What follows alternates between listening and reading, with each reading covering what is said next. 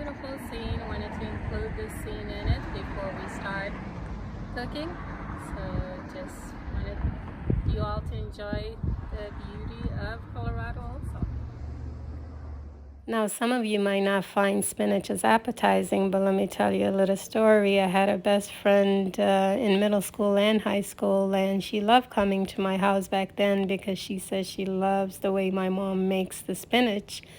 And she would always want it with her fresh bread and yogurt. That was one of her favorite meals.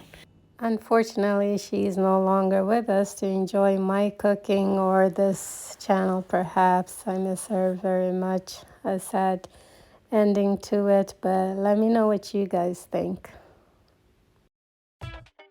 To make this recipe, you'll need 1/4 to 1/3 cup of oil, a small onion, 4 cloves of garlic, 1 pepper, 20 ounces of frozen spinach, and about 10 ounces of fresh baby spinach or any other kind of spinach. Start off by cutting the onions into thin, small slices, such as these, and then go ahead and peel the garlic and dice it. You do not need to dice it very finely, as we will be adding the onions and the garlic. Adding it to the oil. And now I do have a garlic crusher, but for some reason I love using my knife. Go ahead and dice the cilantro also. Add 1/3 cup of oil. You can add the onions really deep up.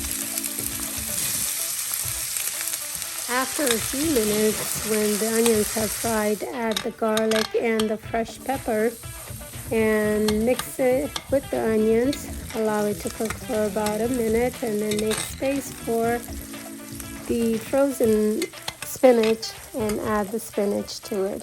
Once you add the spinach, go ahead and mix it up with the onions, and this is when we will add the salt and spices so that it can give it a nice flavor. I also wanted to briefly mention that you could only use frozen spinach, but I love adding fresh spinach at the end because it gives it a fresh look and tastes fresh also. So I just added a teaspoon of salt. I'm gonna add some pepper. Add as much or as little as you like. I'm also gonna add some turmeric. Also gonna add a little bit of coriander. Again, all of these are optional. Obviously you must just add salt, and again add as much or as little as you want. Cover for about 5 minutes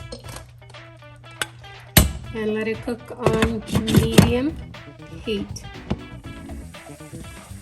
At this point, I'm going to stir the spinach and kind of smash it down like this so that all the spices and the onions really blend in with the spinach.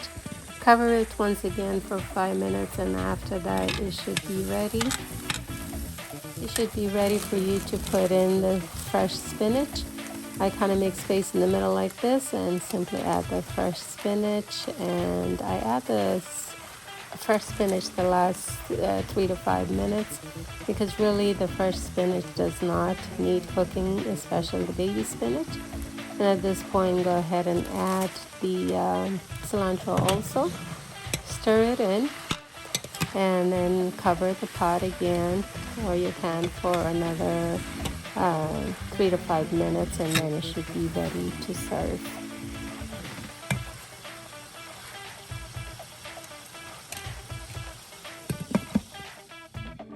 After about 5 minutes, go ahead and mix all the spinach together. And also one more thing, do not cook the fresh spinach longer than 5 minutes, because it will produce more liquid, which will make the spinach more soggy. Alright, well, the spinach is ready just in time for my dinner. So I have spinach, and I also made some chicken. It's basically skinless boneless chicken breasts and with potatoes. So it's pretty simple but very tasty. Also gonna have some rice with it. I've shown you how to make the white rice. I've done a recipe for this already. Again, this is also very simple.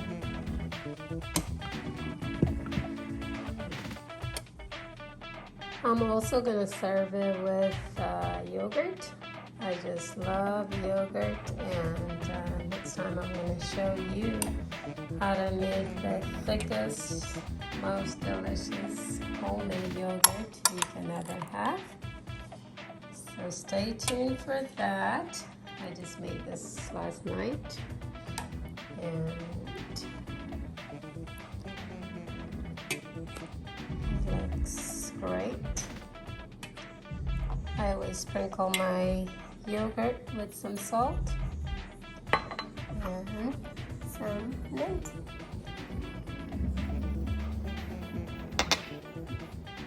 Oh boy, look at all that food. No wonder I can't lose any weight no matter how often I go to the gym. But I must say it is a very nutritious meal. You got your fiber, protein, dairy, and of course carb. Please enjoy.